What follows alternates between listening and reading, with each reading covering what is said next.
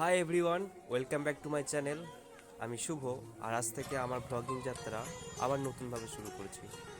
আমি আপনাদের সঙ্গে শেয়ার করব আমার দৈনন্দিন জীবন, ভ্রমণ অভিজ্ঞতা, ছোটো ছোটো মুহূর্ত আর আমার বাস্তব জীবনযাত্রার গল্প। এই চ্যানেলটা শুধু ব্লগ নয়, এটি আমার জীবনের একটু একটু অংশ আপনাদের সঙ্গে ভাগ করে নেব।